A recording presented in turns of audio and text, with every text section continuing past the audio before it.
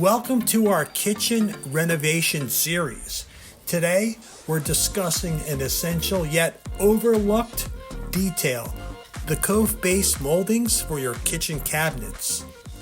Instead of opting for the traditional rubber wall cove base, which looks less than ideal, why not consider using the same laminate flooring you've chosen for your kitchen floor?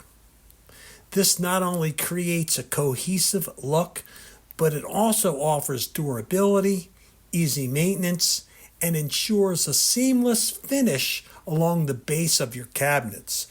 Let's explore this innovative approach together. Measure the height between the cabinets and the floor and rip 3 to 4 inch strips like these.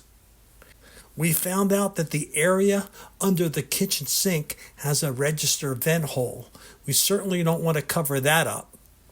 Let's measure and cut the proper height and width of the register hole so it fits properly.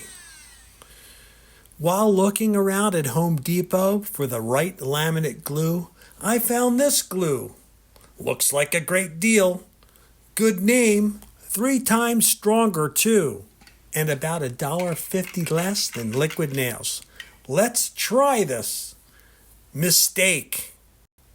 In my opinion, I should have bought liquid nails. This glue requires a longer setup time than liquid nails. I could have inserted a couple of wood screws to hold the panels in place, but I didn't want to make holes or show screw heads. Because this glue took a longer time to set up, I applied the glue on the board, pressed it against the cabinet base area where it would adhere to, backed it off, applied more glue to the cove base, and pressed it again to make sure it had enough glue for proper cohesion. I actually came back about every 20 minutes, 3 times in the first hour, and pressed the glued panels again to make sure they set up and did not pull away.